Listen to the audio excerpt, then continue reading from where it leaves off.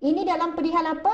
Syarat sah solat. Syarat sah solat iaitu pastikan badan kita bersih daripada najis. Seluar kita tu dek. Sekeluar kita tu. Saya mohon maaf kepada orang perempuan. Saya nak kena sebut. Ramai orang perempuan dia solat dengan najis yang dia bawa di dalam seluar kecil dia tu. Bahasanya seluar dalam tu kan. أعوذ بالله من الشيطان الرجيم اللهم افتح علينا حكمتك وانشر علينا من خزائن رحمتك يا أرحم الراحمين اللهم فكحنا في الدين وعلمنا التأويل وإلهام الملائكة المقربين والعافية للمتقين والعدوان على الظالمين اللهم ارحمنا بالقرآن واجعله لنا إماما ونورا وهدى ورحمة اللهم ذكرنا منه ما نسينا وعلمنا منه ما جهلنا وارزقنا تلاوته آناء الليل وأطراف النهار واجعله لنا حجة يا أرحم الراحمين آمين آمين يا رب العالمين سبحان الله. Alhamdulillah, subhanallah, alhamdulillah, muslimin muslimat yang saya hormati sekalian. Tajuk yang diberikan pada tengah hari yang barakah ini tajuk yang sangat penting, tajuk yang berkait dengan kita seharian, berkait dengan kita sebagai umat Islam. Subhanallah. Tajuk kita adalah indahnya solat. Tajuk adalah indahnya solat. Masya Allah, indahnya solat. Jadi kita mengucapkan jutaan terima kasih. Di belakang ni ada banner ni. Masya Allah. Kalau kita tengok banner di belakang ni ada gambar, ada jata tu. Jata itu adalah jata Puspanita. Puspanita Dewan Bandaraya Kuala Lumpur di BKL. Puspanita Dewan Bandaraya Kuala Lumpur di BKL. Ini pihak penganjur kita pada tengah program kita pada hari ini. Masya Allah. Mudah-mudahan Puspanita Dewan Bandaraya Kuala Lumpur di PKL selaku pihak penganjur, Allah berikan kalian pahalanya, ganjarannya, kebaikan, makbulkan doa, diberi kesihatan, dilindungi dari segala musibah. Mudah-mudahan apa yang kalian buat pada tengah hari ini menganjurkan menjadi penaja bagi majlis ilmu pada tengah hari ini, Allah gantikan, Allah ganjarkan dengan sebaik-baik ganjaran di dunia dan juga di akhirat. Amin ya rabbal alamin. Terima kasih banyak-banyak. Yang berbahagia Datin Aizan binti Jaafar. Yang berbahagia Datin Aizan binti Jaafar selaku pengerusi Puspanita Dewan Bandaraya Kuala Lumpur, yang merupakan isteri kepada Datuk Bandar Kuala Lumpur. Terima kasih kepada Datin di atas usaha keras ini bersama dengan tim. Seterusnya yang berbahagia Datin Salina, Puan Farah, Puan Yon Razidah dan Puan Hasimah, timbalan-timbalan pengerusi Puspanita di BKL. Timbalan-timbalan pengerusi seluruh ahli Puspanita di BKL yang dirahmati Allah Subhanahu Wa Taala. Datin-datin, puan-puan serta semua yang menonton majlis ilmu kita pada hari ini. Subhanallah. Jadi saya ingin mengucapkan sekali lagi kepada Puspanita di BKL Dewan Bandaraya Kuala Lumpur selaku isteri kepada Datuk Bandar Kuala Lumpur. Indahnya solat. Tajuk kita hari ini adalah berkenaan dengan indahnya solat. Masya Allah. Saya ingin memulakan dengan firman Allah Subhanahu Wa Taala yang di dalam surah Taha ayat 14. Allah berfirman dalam surah Taha ayat 14 yang berbunyi Bismillahirrahmanirrahim. Innani anallahu la ilaha illa ana fa'budni wa aqimis salata li zikri wa aqimis salata li zikri. Subhanallah, Allahu akbar. Muslimin muslimat, tolong tuliskan nota ya. Sepanjang kita bersama tulis sekali nota. Masya Allah. Surah Taha ayat 14. Surah Taha ayat 14. Allah berfirman, dengarkan. Allah berfirman, Bismillahirrahmanirrahim. Innani anallahu la ilaha illa ana. Apa maksud dia? Sesungguhnya, innani anallah. Sesungguhnya aku adalah Allah. Allah kata, innani anallah. Sesungguhnya aku adalah Allah. Allah sebut begitu kepada kita. Allah declare sesungguhnya aku adalah Allah. La ilaha illa ana. Tiada Tuhan melainkan aku. Hebat. Pernyataan ini sangat hebat. La ilaha illa ana. Tiada Tuhan melainkan aku. Tiada sembahan melainkan aku. Tiada tempat bergantung melainkan aku. Tiada tempat engkau mengadu melainkan aku. Tiada tempat untuk kamu meminta pertolongan melainkan aku. Bila Allah sebut la ilaha illa ana, tiada ilah, ilah itu bukan sekadar maksudnya tiada Tuhan.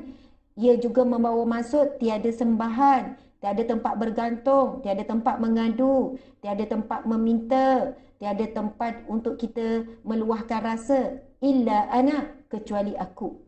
Fa'budni, itu fi'il amar, perintah. Fa'budni, maka taatilah, maka sembahlah aku.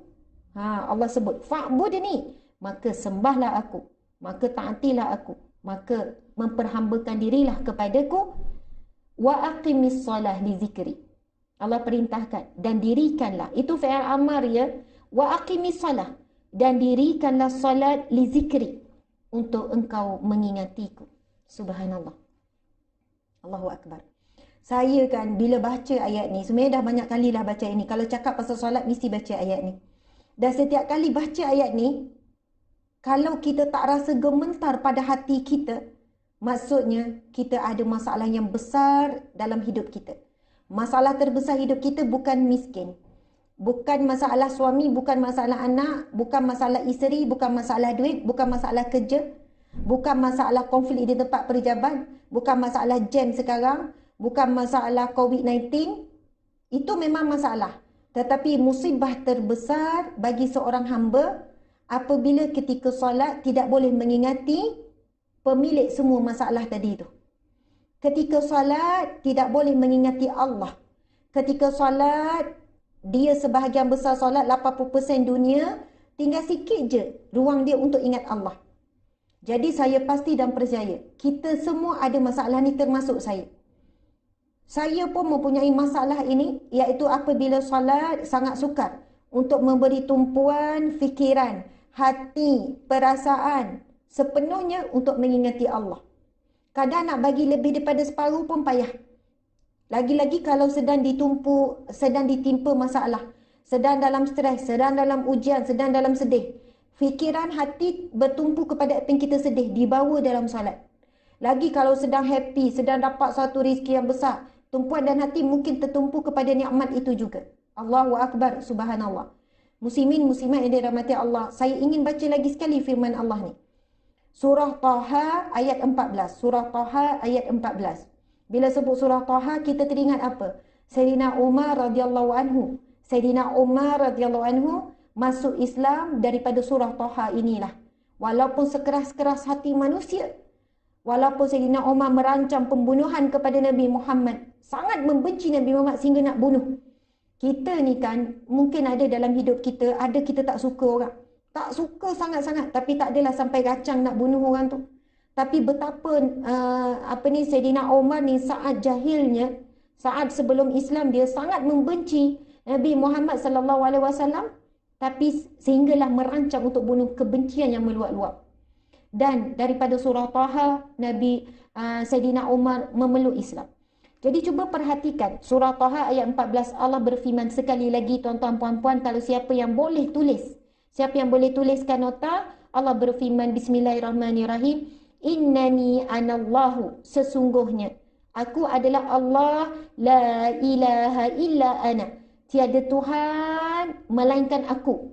Allah declare kepada kita, sesungguhnya aku adalah Allah, tiada Tuhan melainkan aku. Fa'budni, maka perintah Allah ni fi'il amar, fa'budni, maka memperhambakanlah, jadilah hamba kepadaku.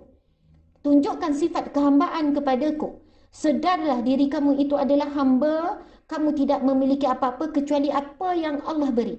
Kamu tidak ada kuasa melainkan Allah pinjamkan sedikit kuasa kepadamu. Lalu apa yang kamu gunakan dengan kuasa yang Allah beri? Kamu tidak ada apa-apa melainkan aku yang berikan rezeki, Allah beri rezeki, maka apa yang kau buat dengan rezeki yang Allah beri? Fa'budni, Allah perintahkan, perhambakanlah diri kepadaku.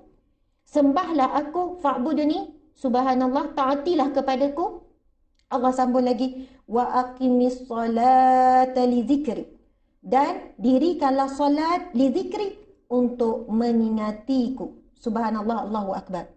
Bayangkan Allah sebut wa aqimis salata li zikri, dirikanlah solat untuk mengingatiku. Allahu Akbar, subhanallah. Tuan-tuan, puan-puan sekalian, ujian terbesar dalam hidup kita bukan COVID-19, Bukan masalah-masalah yang saya contohkan sebut tadi. Ujian terbesar dalam hidup kita, apabila ketika solat kita tidak mampu untuk ingat Allah, maka lagi sukar untuk kita ingat Allah di luar solat. Jika dalam solat 5 minit je solat, 10 minit je solat, kita tidak mampu untuk ingat Allah, maka mustahil untuk kita ingat Allah di luar solat. Sangat sukar. Subhanallah. Sebab itu Allah berfirman di dalam Al-Quran, dalam surah Al-Mu'minun, Bismillahirrahmanirrahim. Qad aflahal mu'minun, maka telah berjaya orang-orang yang beriman itu. Allazina fi salatihim, allazina hum fi salatihim khashi'un. Mereka yang ketika salatnya khusyuk, tenang, fokus, boleh rehat dalam solat, boleh bayangkan syurga Allah, dalam solat bawa perasaan takutkan neraka Allah, dalam solat terputus sekejap dengan dunia, fokus kepada Allah, sedang berhadapan dengan Allah, maka dia rasa kedip. Maka dia rasa tidak ada apa-apa ketika berhadapan dengan Allah ketika solat. Allahu Akbar, subhanallah. Muslimin, muslimat sekalian, Allah ketika kita solat, Allah tahu kita ingat Allah ataupun tidak. Sebab itu dalam surah Taha ni Allah sebut, wa aqimis salata li zikri. Maka dirikanlah solat untuk mengingatiku. Subhanallah. Allah suruh ingat dia dalam solat. Sebab siapa yang ingat dia di dalam solat, Allah akan mengingatinya di luar solat. Siapa yang berusaha dalam hidupnya untuk mengingati Allah di dalam solat, maka semua masalahnya di luar solat akan diselesaikan oleh Allah Subhanahu wa taala. Sebab itu Allah menjanjikan dalam surah yang kita bacakan tadi, surah Al-Mu'minun ayat 1 hingga 2. Ini ayat yang pertama ni. Baiklah sahabat-sahabat sekalian, kita ni siapa? Kita Muslim, orang Islam. Tapi kita tidak boleh hanya berada di peringkat sebagai Muslim, orang Islam. Kita perlu jadi mukmin, iaitu orang yang beriman. Sebab dengan iman kita boleh masuk syurga. Dengan iman, Nabi sebut, kamu akan masuk syurga walaupun ada iman sebesar biji sawi. Bila kita namanya surah Al-Mu'minun, surah orang yang beriman, kita tengok dalam Al-Quran ada nama-nama surah, lepas tu ada nama surah Al-Mu'minun. Bila kita nampak ada surah Al-Mu'minun, kita kena tertarik untuk baca sebab surah itu adalah perihal orang-orang yang beriman. Dan kita kena ada motivasi untuk jadi di kelompok orang yang beriman. Sebab orang yang beriman ini dijanjikan syurga. Orang yang beriman ini selamat daripada api neraka. Orang yang berimanlah dapat hidup dalam bahagia yang sebenar di dunia, di alam barzah, di padang mahsyar dan juga di akhirat, berakhir di syurga Allah. Jadi bila kita tengok surah Al-Mu'minun, kita tertarik. Dan bayangkan surah orang beriman, surah Al-Mu'minun dalam Al-Quran ini, Allah mulakan dengan apa? Ayat yang pertama lagi, qad aflahal mu'minun, maka sesungguhnya. Ini hebat ni, qad ni adalah perkataan huruf takkid, qad, maka sesungguhnya. Allah takkid, Allah bagi penegasan, Allah bagi penekanan, qad, sesungguhnya, maka sesungguhnya. Aflahal mu'minun, telah berjaya, confirm berjaya orang-orang yang beriman. Berjaya apa di sini? Aflaha ni, tuan-tuan puan-puan sekalian, fi'il madi. Apa maksud fi'il madi? Nanti boleh rujuk ya surah Al-Mu'minun ayat 1 hingga ayat 2. Dua je ni. Ini surah kita ni, orang-orang beriman.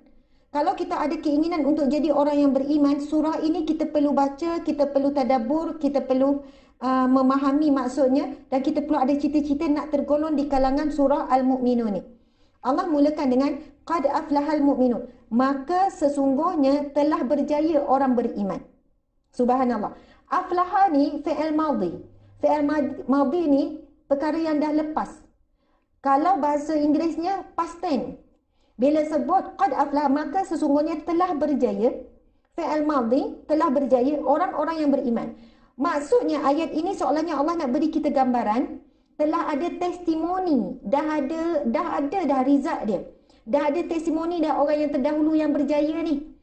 Orang yang beriman yang berjaya ni siapa? Qad aflahal mu'minun, maka telah berjaya orang-orang yang beriman itu, allazina hum fi salatihim khashi'un, iaitu mereka yang di dalam solatnya khusyuk. Subhanallah. Aflaha berjaya apa tuan-tuan puan-puan sekalian? Berjaya dapat syurga Allah. Qad aflahal mu'minun, maka telah berjaya orang-orang yang beriman. Berjaya apa? Dapat syurga Allah, dapat redha Allah, dapat pengampunan Allah, berjaya selamat daripada api neraka Allah, berjaya dapat rahmat Allah, berjaya dapat kemurahan rezeki Allah, kasih sayang Allah. Umum, berjaya itu apa kurniaan daripada Allah. Tetapi apakah ciri orang yang berjaya ni? Adakah ciri-cirinya, oh bisnes dia berjaya, oh anak dia semua hafiz-hafizah, oh dia mempunyai dia banyak ceramah, dia banyak dakwah, dia banyak sedekah, dia banyak tolong orang? Tidak. Tetapi ciri yang Allah sebut, qad aflahal mu'minun, maka confirm telah berjaya orang yang beriman. Siapa? Allazina hum fi salatihim khashi'un.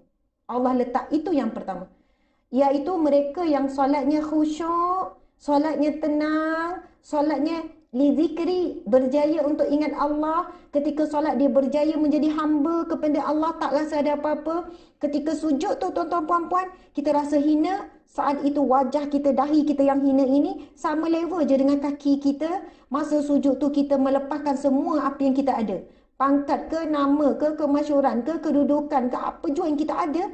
Kita rasa hina sungguh-sungguh, kita tidak ada apa-apa. La haula wala quwwata illa billah. Tidak ada daya, tidak ada upaya, melainkan kekuatan itu datangnya daripada Allah Subhanahu wa taala. Subhanallah. Ini perasaan yang kita nak ada ketika solat, bahkan gementar dan takutnya ketika mendirikan solat itu membuatkan saat kita berdiri itu, subhanallah, soalnya tangan kita menggeletar. Bayangkan saat kita berada di hadapan raja contohnya, sultan yang di-Pertua Agong, depan orang yang kita sangat takut, depan orang yang sedang menghakimi kita. Bayangkan tuan-tuan puan-puan, sekiranya kita sedang berada di mahkamah dan sedang kita diadili, kita sedang diperhatikan, kemudian semua mata tertumpu kepada kita. Subhanallah, bayangkan. Kalau kita boleh bawa rasa tu ketika solat, yang mana kita tahu kita sedang berhadapan dengan Allah Rabbul Jalil, Allah yang maha besar, Allah yang maha sempurna, yang mana Allah tahu apa yang terlintas dalam hati kita, apa yang terlintas dalam fikiran kita saat itu. Yang mana Allah tahu saat kita sedang membaca Al-Fatihah, kita ingat Allah ataupun ingat selain Allah. Saat kita sujud tu, kita sedang sujud kepada Allah ataupun hati kita masih lagi sujud kepada dunia. Memang zahirnya seperti kita ini sedang menyembah Allah, rukuk nampak sembah Allah, sujud nampak sembah Allah, tetapi rupanya hati sedang menyembah dunia. Nauzubillahi min zalik. Kita nampak macam khusyuk, Allah, kepala muka pun berkerut, mata pun macam fokus tengok bawah. Rupanya fikiran kita ingat selain daripada Allah, hati kita ingat selain daripada Allah. Allahu Akbar. Sebab itu saya sebut daripada awal, muslimin muslimat sekalian, perbincangan kita pada tengah hari ini adalah berkenaan dengan soal hidup, soal mati kita. Sebab itu kalau kita nak tengok berjaya atau tidak hidup kita bukan ukuran dunia. Tak payah pergi jauh lah. Kalau kita nak tengok ciri-ciri orang yang berjaya, nak tahu kita berjaya ke tidak saat ini, bukan ukuran ada berapa akaun dalam simpanan kita, ada berapa simpanan. Ukurannya bukan pada kereta kita, ukuran bukan pada rumah kita, ukuran bukan pada kita ada degree, tak ada degree, kita ada master atau tidak. Ini ukuran dunia. Bukan saya kata kena lepaskan semua, tidak. Tapi tengah hari ini kita nak bincang ukuran kejayaan. Qad aflahal mu'minun. Allah sebut ni, maka telah berjaya. Berjaya pada definisi pandangan Allah, pada definisi pandangan akhirat. Sebab Allah sebut ni, maka telah berjaya orang mukmin. Siapa orang yang berjaya tu? Allah sebut dalam surah Al-Mu'minun ni. Siapa orang berjaya? Allazina hum fi salatihim khashi'un. Mereka yang solatnya khusyuk. Sebab itu, kalau kita faham hakikat Allah sebut ni, siapa yang berjaya pada pandangan Allah, iaitu orang yang solatnya khusyuk, maka cuba kita lihat segala ibadah yang lain, ibadah sedekah, ibadah senyum, ibadah tolong orang, ibadah puasa, ibadah haji, ibadah umrah, ibadah zikrullah, subhanallah, alhamdulillah, Allahu akbar, selawat dan sebagainya. Adakah semua ibadah itu membantu kita untuk khusyuk dalam solat? Sekiranya ketika solat kita tak mampu nak fokus, nak ingat Allah, nak khusyuk, seolahnya ibadah-ibadah lain kita belum cukup lagi nak buat kerana Allah Subhanahu Wa Taala. Mungkin ada masalah. Sebab itu kita tengok apabila Nabi sallallahu alaihi wasallam sebut, apabila mati seorang manusia tu, awwalu ma yuhasabu, amalan pertama yang akan dihisab apabila setelah mati dalam kubur. Amalan pertama akan dihisab setelah kita mati. Walaupun kita bawa pahala sedekah banyak, walaupun kita bawa pahala puasa banyak, pahala zikir banyak, selawat 1000 kali, istighfar 1000 kali, tetapi tetap amalan yang pertama akan dihisap, akan dilihat, akan dibelek, akan dihitung, akan dinilai adalah solat. Itu hadis Nabi yang sahih. Nabi sebut sekiranya solatnya diterima oleh Allah, maka segala ibadah yang lain juga diterima oleh Allah. Sekiranya solatnya tidak diterima oleh Allah, maka begitulah juga ibadah-ibadah yang lain ditolak. Na'udzubillahi min zalik. Itu sangat berat. Masya Allah. Jadi tuan-tuan, puan-puan sekalian, seorang yang berjaya didik anak, memang dari sudut ukuran dunia, mungkin orang tengok dari segi result periksa. Straight A tak straight A, cemerlang atau tidak, belajar dekat mana. Anak kita mungkin boleh hafaz Quran 30 juzuk. Lalu kita rasa bangga dengan dia. Anak kita 2 tahun dah habis 30 juzuk. Tapi adakah 30 juzuk Al-Quran itu membantu anak itu boleh khusyuk dalam salat? Subhanallah. Belum tentu orang yang hafiz Al-Quran 30 juzuk mampu untuk khusyuk, tenang dalam salat. Bukan semua. Subhanallah. Saya pernah, tuan-tuan puan, saya nak cerita. Saya pernah berceramah di satu kampung pedalaman, memang pedalaman. Kampung yang makcik-makcik yang datang dengar ceramah saya tak ramai masa tu. Dalam 30 orang. Semua orang kampung di situ kebanyakannya menoreh getah. Memang kawasan kampung pedalaman, toreh getah, orang-orang susah, orang-orang miskin. Yang mana ini saya ingat dalam setahun yang lepas, 2 tahun yang lepas macam itulah. Okey, yang datang tak ramai. Saya terima jemputan tu, saya rasa seronok masuk kampung. Masya Allah. Jadi masa tu saya tanya soalan. Makcik-makcik, sebab yang datang semua makcik-makcik. Makcik-makcik, ada tak di kalangan kita yang dapat solat khusyuk? Saya tanya. Ada tak di kalangan kita bila dia solat, dia hanya ingat Allah, dia tak ingat dunia? Semua diam. Tak ada ustazah, tak dapat ustazah, tak dapat. Tapi tiba-tiba, saya cerita ni kisah benar, ada seorang wanita tua, dia angkat tangan.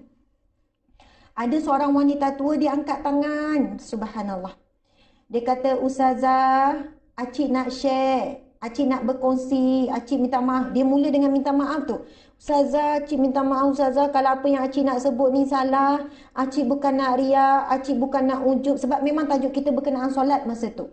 Dan masa tu saya memang dah rapat dengan grup ni. Sebenarnya saya selalu mengajar grup ni sampai habis kitab kita. Jadi saya rapat dah dengan makcik-makcik ni. Jadi makcik yang bercakap ni bukan orang ada nama, orang biasa-biasa. Lalu dia pun kata, ustazah, makcik nak share. Makcik dapat ilmu ni daripada guru makcik. Bagaimana nak dapat khusyuk, tenang dalam solat. Dan makcik tak tahu ilmu yang lain sebab makcik tak ada ilmu tapi makcik buat. Dan wallahualam, makcik serahlah kepada Allah sama ada Allah menilai ia adalah solat yang khusyuk atau tidak. Lepas tu saya kata, makcik buat macam mana solat? Makcik ni pun cerita, ustazah, bila makcik nak solat, makcik hampakan sejadah, makcik anggap sejadah itu adalah titian sirat. Makcik anggap sejadah tu adalah titian sirat. Dan di hadapan makcik bayangkan makcik sedang berhadapan dengan Allah Subhanahu Wa Taala. Allah yang maha besar, Allah yang maha melihat ke dalam hati makcik. Kalau makcik ingat lain daripada solat, Allah tahu. Allah sedang tengok hati makcik, bukan Allah sedang tengok luaran makcik. Allah sedang tengok hati makcik. Jadi makcik kena jaga betul hati makcik masa tu. Sebab manusia nampak makcik khusyuk, tapi Allah tahu makcik khusyuk ke tidak. Allahu Akbar. Masa ni saya dengar ni tuan-tuan puan daripada seorang tua yang kita tengok sebagai penoreh getah, yang kita pandang mungkin tak ada ilmu, tapi masa tu, masa dia bercakap, bukan dia bercakap sambil menangis dan kawan-kawan semua pun menangis. Masya Allah. Saya masa tu pun menangis dengar sebab makcik tu bercakap sepenuh hati. Dia kata, ustazah, makcik bayangkan makcik berada di tiang sirat ketika solat dan makcik bayangkan Allah ya kabir. Allah ya Allahu Akbar. Bila angkat takbir, Allahu Akbar, Allah maha besar. Makcik rasa makcik kecil sangat. Kemudian Allah maha besar, Allah maha hebat. Makcik duduk depan Allah ni. Allahu Akbar, subhanallah. Dan makcik bayangkan di kanan makcik syurga Allah, namun di kiri makcik adalah neraka Allah Subhanahu Wa Taala. Allahu Akbar.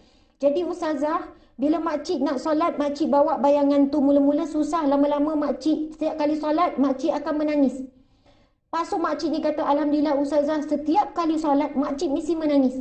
5 kali sehari makcik akan menangis. Sebab ketika solat, makcik merasakan Allah di hadapan, Allah sedang melihat.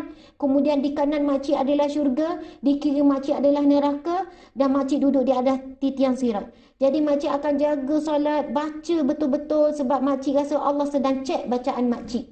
Bila makcik baca Al-Fatihah, Bismillahirrahmanirrahim, makcik sedang memperdengarkan bacaan itu kepada Allah. Makcik sedang rasa Allah sedang mendengar, Allah sedang tengok. Dulu kalau makcik belajar depan ustaz, takut ustaz dengar bacaan. Jadi setiap kali solat yang akan mendengar bacaan ni Allah. Jadi Allah tahu baca tu pada lidah saja ataupun baca tu sampai baca tak dengan hati. Jadi setiap kali solat, makcik akan bawa rasa tu. Dan makcik akan baca terbaik. Sebab itu kadang orang tanya kenapa solat lama sangat. Sebab makcik tak rasa pun lama ustazah, makcik tak rasa lama. Walaupun mungkin ada anak tegur, ada cucu tegur kenapa solat tu lama sangat. Sebab makcik baca perlahan-lahan, makcik nak sembahkan kepada Allah yang terbaik. Sampai makcik kadang-kadang tu solat tu rasa nikmat, rasa manis, rasa khusyuk, rasa seronok, rasa tenang. Soalnya bila solat, makcik lupa semua masalah-masalah. Lepas solat, makcik rasa dunia ni tak ada apa-apa. Sebelum solat ada masalah, tengah solat, luah semua pada Allah. Minta dalam surah Al-Fatihah, Iyyaka na'budu wa iyyaka nasta'in. Kepadamu aku sembah, Iyyaka, hanya kepadamu aku sembah, wa iyyaka, dan hanya kepadamu aku mohon pertolongan. Makcik rasa lega, masalah makcik mesti settle. Bukannya bila sebut Iyyaka na'budu wa iyyaka nasta'in tu tak rasa apa-apa. Orang yang sebelum solat ada masalah, sepatutnya ketika solat kita dah sebut Iyyaka na'budu wa iyyaka nasta'in, hanya kepadamu aku sembah, aku memperhambakan diri, wa iyyaka nasta'in, dan hanya kepadamu aku minta tolong. Sepatutnya kita muslimin muslimat sekalian rasa masalah kita, yakin Allah akan selesai. Tapi siapa yang lepas solat makin susah hati, makin risau gelisah, lepas solat pun marah-marah lagi, lepas solat pun ungkit-ungkit lagi, lepas solat pun sekian-sekian lagi, maka rupanya dalam solat dia tidak bertemu dengan Allah. Walaupun dia sebut nama Allah, walaupun dia minta dengan Allah, tetapi dia masih lagi hatinya meminta dengan makhluk, mengharap dengan makhluk, bergantungkan diri pada dirinya. Sebenarnya setiap kali kita baca Al-Fatihah, kita ada perkataan Iyyaka na'budu wa iyyaka nasta'in. Hanya, tak ada orang lain. Iyyaka, hanya kepadamu. Iyyaka na'budu, aku sembah. Iyyaka, hanya kepadamu, tak ada orang lain, tak ada orang. Iyyaka nasta'in, hanya kepadamu ya Allah aku minta tolong. Ni masalah kita ni macam-macam ni, hanya kepada Allah kita minta tolong. Tapi kalau time kita sebut tu, kita tak rasa pun daripada hati, dan kita tak yakin pun Allah boleh tolong kita, dan kita tak bulat-bulat pun minta tolong dengan Allah, kita tak akan dapat tu di luar solat. Kita tak akan dapat tu. Sebab tengah solat pun duduk mikir masalah, duduk harap orang yang kita duduk minta tolong tu Allah buka pintu hati dia. Bagaimana kita mengharapkan Allah buka pintu hati orang yang kita minta tolong supaya tolong kita, sedangkan kita sendiri tak buka hati kita untuk minta tolong dengan Allah. Ketika kita solat, subhanallah tuan-tuan puan sekalian, kita minta tolong dengan Allah, tetapi tidak ada adab. Bayangkan ya, kalau kita minta tolong dengan seseorang, nak minta tolong boleh tak? Kita punya mata, kita punya suara, kita punya muka, kita kalau masa tu tengah minta tolong sungguh-sungguh dengan ayat, nak minta tolong sikit boleh tak? Minta maaf sangat, perlu sangat. Tapi kenapa dalam solat, bila kita minta tolong dengan Allah, selamba je. Iyyaka na'budu wa iyyaka nasta'in. Kadang fikiran tu ke lain, hati tu ke lain, kita tak sedar, kita sedang minta tolong dengan siapa? Allah. Allah ya kabir, Allah yang maha besar. Allah ya aziz, Allah yang maha perkasa. Allah ya karim, Allah yang maha mulia. Allah ya razak, Allah yang maha memiliki rizki. Allah ya wasi', Allah yang maha luas, boleh meluaskan kita. Allah ya fattah, Allah yang maha membuka, Allah boleh buka semua untuk kita. Allah ya fattah. Dik, ni terputus ni, tak ada daripada tadi. Memang connectionnya rugi, tak dapat tengok. Subhanallah, daripada tadi lagi tak dapat. Okey, Allah ya Fattah, yang maha membuka. Allah ya Rahman ya Rahim, yang maha pengasih, yang maha penyayang. Jika kita diuji dengan kasih sayang yang terputus dan sebagainya. Allah ya Syakur, yang maha mensyukuri dan sebagainya. Allahu Akbar. Iyyaka na'budu wa iyyaka nasta'in. Sangat mahal maksudnya tuan-tuan puan-puan sekalian. Jadi insya-Allah sebentar lagi kita akan solat zuhur. Kita akan share beberapa ilmu untuk membawa. Dah masuk waktu zuhur, saya faham. Walaupun sekarang dah masuk waktu zuhur, saya tahu, dan kalau kita lambat sikit solat zuhur kerana kuliah, maka ia bukan dalam perkara yang makruh ataupun dibenci oleh Allah setelah selesai kuliah, ataupun ada orang nak tinggalkan dulu untuk solat terpulang, nanti boleh tengok semula. Tetapi kalau ada yang nak teruskan juga, dia tak tahu nak teruskan ke nak pergi solat, maka boleh saja teruskan. Dan insya-Allah tepat jam 2 saya akan berhenti. Sebab apa? Penganjur memang minta sehingga pukul 2. Sebab inilah waktu yang mereka ada untuk berikan waktu rehat kepada pekerja untuk sama-sama tengok. Subhanallah, Allahu Akbar. Muslimin, muslimat yang dirahmati Allah sekalian.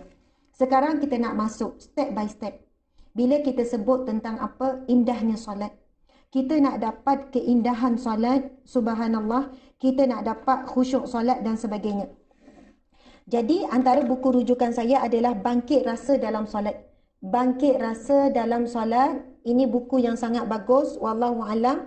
Ada orang hadiahkan kepada saya. Ada ustaz ni. Subhanallah. Dan satu lagi buku adalah buku Perbaharuilah Solat Anda. Perbaharuilah Solat Anda. Jadi insya-Allah buku ini membawa tips solat khusyuk dan melawan bisikan syaitan. Tips solat khusyuk. Buku ni tebal. A4. Memang buku ni tebal tapi saya akan bawa. Kita akan pergi pada tengah hari ini perbincangan bagaimana nak bangkit rasa di dalam solat. Subhanallah. Muslimin, muslimat yang dirahmati Allah sekalian. Pertama, saya ingin kita bermula daripada sebelum kita menunaikan solat. Kita bermula daripada sebelum menunaikan solat. Allahu Akbar. Nanti masa bukan check connection di sini je, check juga IG. Sebab kadang kita tak perasan IG ada masalah. Subhanallah, Allahu Akbar. Muslimin, muslimat yang dirahmati Allah sekalian. Solat, sebelum solat kita bermula dengan apa? Kita bermula dengan wuduk. Kita bermula dengan wuduk. Sama ada wuduk ataupun azan. Kadang-kadang ada orang ambil wuduk dulu, dia tunggu azan. Ada orang dengar azan dulu, barulah wuduk. Jadi bab azan dengan wuduk ini saya nak sentuh sepintas lalu saja, sepintas lalu. Sebab kita nak pergi kepada bab solat yang khusyuk dan bagaimana nak indahkan solat kita. Bagaimana nak indah, bagaimana nak rasa manis solat, bagaimana nak membangkit rasa di dalam solat. Subhanallah. Jadi sekarang saya sentuh bab wuduk dulu. Wuduk ni pun tak boleh nak deep sangat, tak boleh nak dalam. Sebab kalau nak bincang pasal wuduk, 2 jam saja bab wuduk. Masya Allah. Wuduk kita tahu adalah syarat sah solat. Syarat sah solat. Bukan syarat wajib solat. Syarat wajib solat, Muslim, baligh, berakal. Muslim, baligh, berakal, bersih daripada hadas. Itu syarat wajib salat. Seseorang yang Muslim, seseorang yang berakal, seorang dah baligh, kemudian dia bersih, dia tak ada haid, dia tak ada nifas dan sebagainya. Ini mereka yang wajib solat. Solat ni berbeza dengan puasa. Puasa kalau orang tak mampu, orang sakit, dia gugur kewajipan puasa. Tapi kalau melibatkan solat, sakit macam mana pun wajib solat. Selagi mana akal dia ada. Walaupun tengah dalam ICU. Dalam ICU, dia tak boleh gerak apa-apa. Mata pun tak boleh buka. Tapi doktor kata, dia memang tak boleh buka mata, tapi dia boleh dengar apa kita cakap. Memang tubuh dia dah collapse, tapi dia boleh dengar. Dan dia boleh bagi signal dengan jari dia. Contoh, orang tengah koma. Okey, kalau kita kata, kamu dengar, angkat jari, dia pun angkat. Okey. Okey, insya-Allah kita solat dia pun angkat. Maksudnya ya. Solat ni selagi mana ada akal, walaupun sakit tenat macam mana pun dia tetap wajib solat. Subhanallah, Allahu Akbar. Jadi bila sebut syarat wajib solat, itu syarat dia. Cukup syarat wajib solat. Kemudian di sana ada syarat sah solat. Dan kedua-duanya adalah perkara yang berkaitan dengan sebelum solat. Perkara yang berkaitan dengan solat, ini namanya rukun solat. Yang 13 rukun solat tu ia bermula daripada takbiratul ihram berakhir dengan salam Assalamualaikum warahmatullahi wabarakatuh. Itu rukun. Tapi sebelum solat kita ada syarat wajib solat, kedua ada syarat sah solat. Syarat sah solat apa dia? Masuk waktu baru solat. Kalau dah solat kemudian baru dengar azan, tak sah solat, ulang balik solat tu. Masuk waktu syarat sah solat. Yang kedua syarat sah solat menghadap kiblat. Yang ketiga syarat sah salat berwuduk. Yang keempat syarat sah salat adalah bersih daripada hadas. Hadas kecil, hadas besar. Kemudian yang kelima syarat sah salat adalah menutup aurat dengan sempurna. Cukup syarat sah solat ini baru sah solat. Nampak tak? 5 perkara tersebut boleh tulis ya. Tuan-tuan, puan-puan sekalian. Yang ini tuan-tuan, puan-puan sekalian, kena pastikan settle sebelum solat. Hadap kiblat yang betul. Tutup aurat dengan sempurna. Semua bersih daripada hadas. Pakaian kita bersih pada hadas, sejadah bersih pada hadas, tempat kita solat juga bersih daripada hadas. Subhanallah. Saya nak cerita semalam, saya nak solat maghrib. Semalam saya ada rakaman tazkirah malam Jumaat yang disiarkan oleh Esro Ausis dengan Datuk Kazim. Tazkirah tu, rakaman tu habis pukul 6 petang, Selepas 6 petang saya ada mesyuarat di satu tempat. Mesyuarat di satu tempat area berdekatan dengan KL Central. Bila masuk waktu maghrib, sebelum 5 minit sebelum pukul 7, saya dah susah hati nak cari tempat solat. Jadi saya nampak ada mall. Mall tu nama apa? KL Central tu. Apa nama tu? Yang dekat LRT tu. Saya nampak mall, saya kata bang kita masuk dalam mall lah. Mungkin dalam mall tu ada tempat solat. Tuan-tuan puan-puan tahu tak? Saya naik daripada satu tingkat ke satu tingkat untuk cari tempat solat. Sebab surau ditutup rapat sebab PKP ni. Mall tu buka. Nama apa mall tu? Glamour lah tengah-tengah bandar KL tu. Bukan Sogo. Yang tempat LRT tu. Tempat utama tu. KL Central. Tertengah Central ni. Lepas tu mall tu tutup. Kemudian orang mall kata, puan, sebab kita pakai mask kan, orang tak tahulah ustazah ke siapa. Dia kata boleh pergi LRT ada surau. Saya pun pergi dekat surau pun dikunci. Kemudian ditulis notis. Lepas tu saya kata, ya Allah sekarang dah pukul 7 suku. Dah masuk maghrib dah ni. Dah 7 suku, lepas tu cari ni. Dan saya pergi ke satu premis nak tumpang solat. Saya minta, boleh tak dek, akak nak tumpang solat? Boleh tak nak tumpang solat? Sebab surau semua tutup. Lepas tu sampailah saya di tempat salah satu kedai jual baju. Lepas tu saya minta dengan adik tu, dek, boleh tak akak nak tumpang solat? Akak dah ada wuduk. Saya nak bagi tahu sekarang betapa sukarnya orang Islam. Saya tak tahu kalau orang yang tak kuat nak cari tempat solat, kalaulah di LRT tu tutup tempat solat, mungkin ramai dalam tempoh PKP ni orang yang tak solat.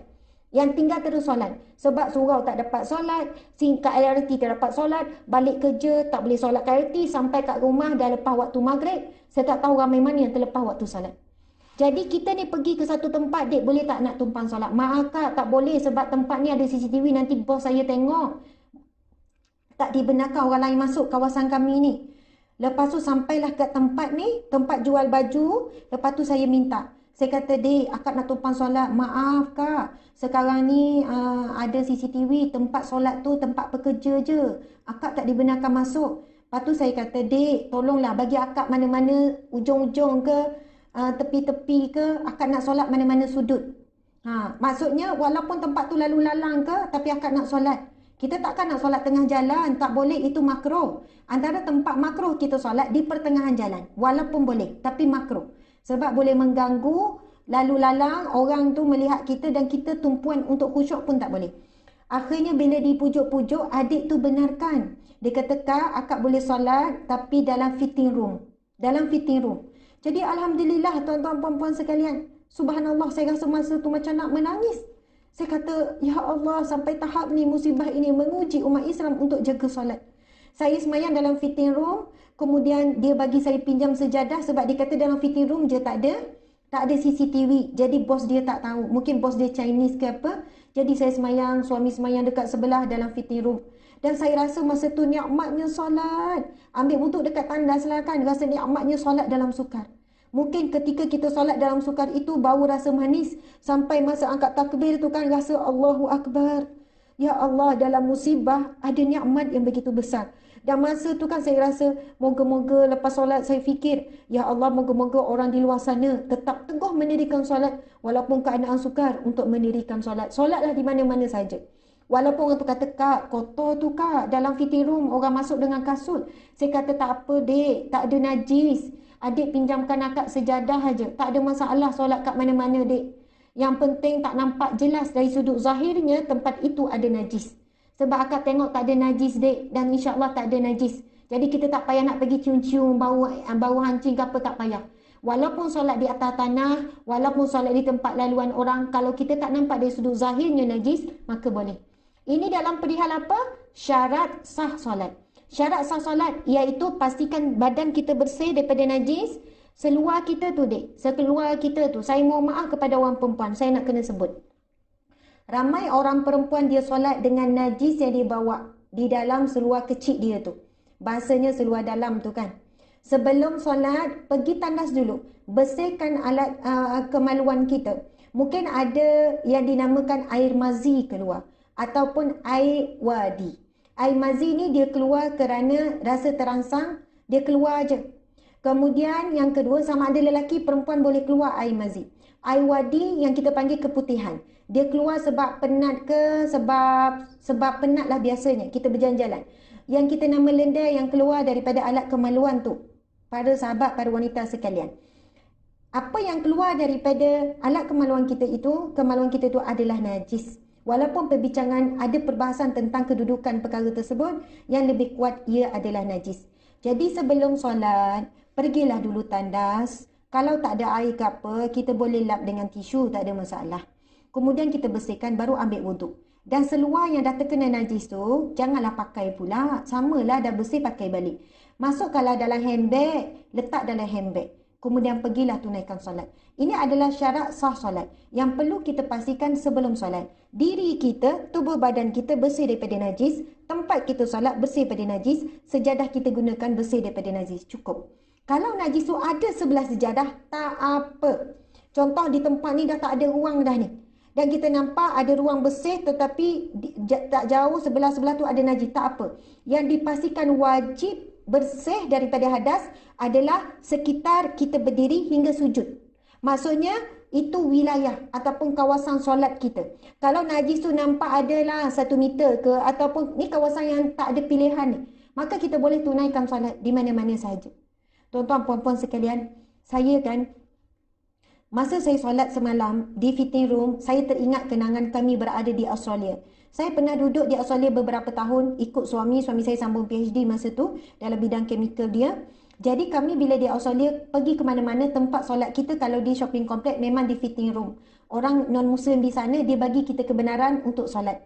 Kita ambil wuduk di tandas, kemudian kita solat di fitting room. Mereka dah faham kalau orang Islam minta saya nak tumpang solat, dia akan tunjuk fitting room. Kita boleh solat di fitting room. Dan saya masa tu rasa, saya kata, ya Allah, inilah bila duduk di negara bukan Islam, sukanya nak solat, kena solat di fitting room. Sebab itu semalam bila saya solat di fitting room, di negara kita, yang mana ada masjid merata-rata, masjid sekeliling. Yang mana bila time saya nak solat maghrib semalam, surau dikunci. Saya turun di LRT, surau di Mangga. Kemudian sukarnya, masa tu nak cari dan solat di fitting room, saya teringat rupanya, di negaraku yang tercinta, apabila Allah sebut kun fayakun, maka jadilah. Dalam keadaan kita ada banyak masjid, kita ada banyak surau, kita ada limpahan tempat. Tetapi sekarang kita sedang diuji oleh Allah Subhanahu Wa Taala. Adakah kita tetap teguh mendirikan solat dalam apa jua keadaan? Subhanallah, Allahu Akbar, Masya Allah. Jadi, saya nak sebut pasal wuduk sikit, muslimin muslimat sekalian. Kejap lagi kita nak solat kan, kita akan ambil wuduk, subhanallah.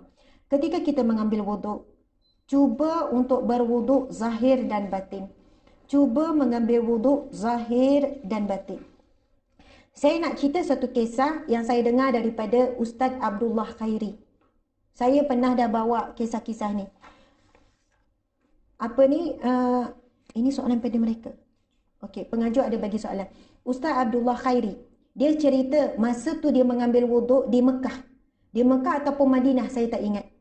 Dan ketika dia mengambil wuduk, dia sedang mengambil wuduk di depan seorang alim ulama.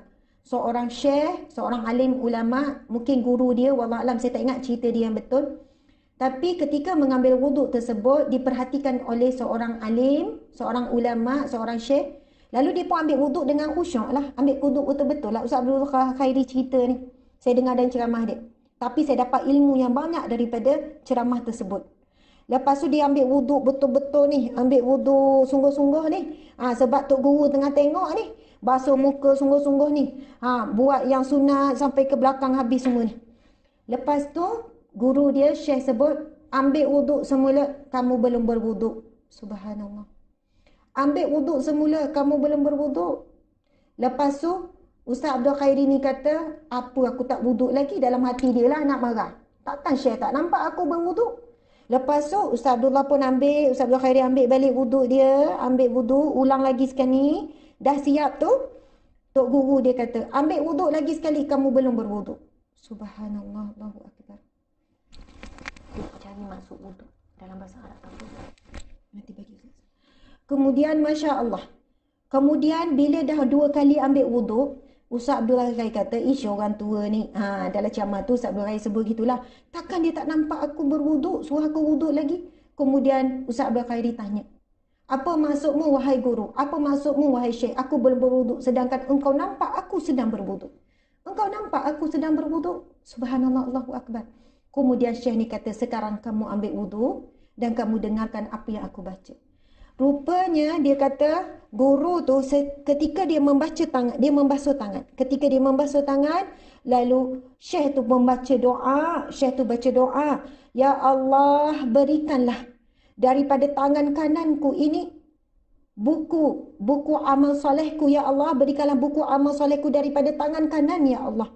Kemudian apabila Ustaz Abdul Khairi basuh tangan kiri, kemudian syekh tu doa, ya Allah jangan jadikan tangan ini menerima buku amalan di akhirat kelak. Allahu Akbar. Kemudian ketika Ustaz Abdul Khairi ambil air, kemudian dia berkumur-kumur, kemudian syekh pun berdoa, ya Allah jadikan lidah ini ya Allah dengan untuk berzikir kepadamu. Ya Allah gugurkanlah daripada lidah ini ya Allah dosa-dosa disebabkan lidah ini ya Allah. Kemudian bila masuk pula air ke dalam hidung, kemudian syekh tu berdoa, ya Allah ampunilah hidung ini ya Allah, yang melakukan dosa, menghidu apa-apa aib orang daripada hidung ni sekian-sekian. Kemudian apabila basuh muka, Ustaz Abdul Khairi cerita, apabila dia mula membasuh wajah, dia terdengar syekh tu baca doa, ya Allah jadikanlah wajah ini wajah yang bercahaya di akhirat kelak ya Allah. Jadikanlah wajah ini di mahsyar kelak bercahaya dengan cahaya wudukmu ya Allah, dengan cahaya wuduk ya Allah. Subhanallah. Dan masa tu Ustaz Abdul Khairi kata, dia tidak pernah merasakan nikmat mengambil wuduk, nikmat khusyuk tenggelam dalam wuduk sebagaimana nikmat yang dirasakan waktu itu. Dan ketika itu dia kata dia menangis. Ustaz Abdul Khairi cerita, dia menangis seumpama air mata yang keluar ketika dia basuh air mata, umpama seperti air yang sedang dia gunakan tu bersatu dengan air mata. Basuh muka dan dia rasa macam nak basuh tu sungguh-sungguh. Sebab masa itu dia bayangkan mudah-mudahan muka yang dibasuh ini akan bercahaya di mahsyar kelak. Allahu Akbar. Begitulah seterusnya bila basuh sampai ke siku, bila basuh pula kepala, lalu syekh tu berdoa, Allahumma faqihni fid din wa 'allimni ta'wil wa ilhamal malaikatil muqarrabin wal afiyata lil muttaqin wa udwana 'alal zalimin. Doa untuk kepala ni, masya-Allah. Bila basuh telinga, ya Allah ampunilah dosa-dosa yang dilakukan oleh telinga. Dan sangat sebab tuan-tuan puan-puan sekalian, apabila basuh kaki, bila basuh kaki kanan, lalu syekh berdoa, ya Allah jadikanlah kaki kanan ini melangkah menuju ke syurgamu ya Allah. Ustaz Abdul Khairi cerita menangis masa ambil wuduk, menggeletar hati ni dalam keadaan ketakutan, dalam keadaan sangat mengharap bila basuh kaki, ya Allah jadikanlah kaki ini ya Allah meniti titian sirat menuju ke syurgamu. Bila basuh kaki kiri, ya Allah janganlah gelincirkan kakiku ini jatuh ke jurang api neraka-Mu ya Allah. Allahu Akbar. Ustaz Abdul Khairi cerita kata itulah saat dia sangat menikmati wuduk, barulah dia faham bila syekh tu kata kamu belum lagi berwuduk yang sebenar. Kamu belum lagi berwuduk dengan sebenar. Masya Allah. Subhanallah, Allahu Akbar. Bukan maksud istilah perkataan wuduk tu sendiri, maksud dari segi bahasa apa. Okey. Tuan-tuan puan-puan sekalian, apa maksud wuduk? Kenapa disebut perkataan wuduk? Dari sudut bahasa Arab, apa maksud dia wuduk? Tetapi di sana, Nabi SAW sebut wuduk ni apa dalam satu hadisnya. Hadis yang sahih, tuan-tuan puan-puan sekalian.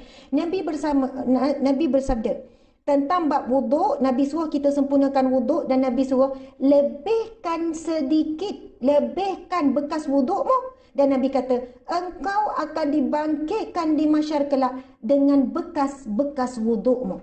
Nabi berpesan kepada kita sempurnakan wuduk dan lebihkan sikit. Contoh kalau kita basuh tangan hingga ke siku, lebihkan sikitlah dalam 2 inci ke, jangan sampai ke ketiak, itu membazir. Kita tak boleh membazir dalam wuduk. Bersihkanlah lebih kurang 1 inci ke 2 inci. Bila basuh kaki tu, sampai buku lali, lebihkan lebih kurang 1 inci, 2 inci. Bila basuh muka tu, lebihkan, walaupun ini dah kira muka, lebihkan sikit. Bila basuh kepala, kalau sunnah Nabi tu, Nabi sampai ke belakang, Nabi ke depan semula. Sebab apa? Nabi kata sempurnakan wudukmu dan lebihkan bekas wudukmu. Kerana kamu akan dibangkitkan di masyarakat kelak dengan kesan-kesan bekas wudukmu. Subhanallah, Allahu Akbar. Muslimin, muslimat, tuan-tuan, puan-puan sekalian. Bila saya tengok ceramah Ustaz Abdullah Khairi tu, saya menangis. Sebab Ustaz cerita dengan penuh perasaan. Dan Ustaz menggambarkan situasi dia dengan guru tu, saya menggambarkan diri saya, betapa saya lalai ketika berwuduk. Saya nak bawa kisah yang digambarkan Saidina Umar radhiyallahu anhu. Saidina Umar ketika mengambil wuduk, tuan-tuan puan-puan sekalian. Orang di sebelah bertanya, Umar, kamu sakit ke wahai Umar? Sebab apa? Saidina Umar ketika mengambil wuduk, muka dia pucat macam ketakutan. Dia ambil wuduk dengan tertib, muka macam ketakutan.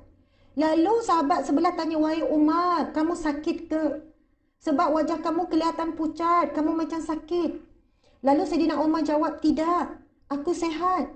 Tetapi adakah kamu tidak tahu, aku akan berjumpa dengan siapa selepas ini? Subhanallah, bagaimana Saidina Umar, dia bawa rasa khusyuk dalam solat itu ketika mengambil wuduk dengan khusyuk.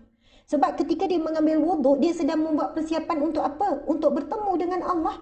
Sebab dia ambil wuduk, dia nak solat kejap lagi ni. Solat ini adalah pertemuan saat hamba berhadapan dengan Allah. Saat hamba untuk menyembahkan dirinya kepada Allah. 5 kali sehari, wajib. Subhanallah.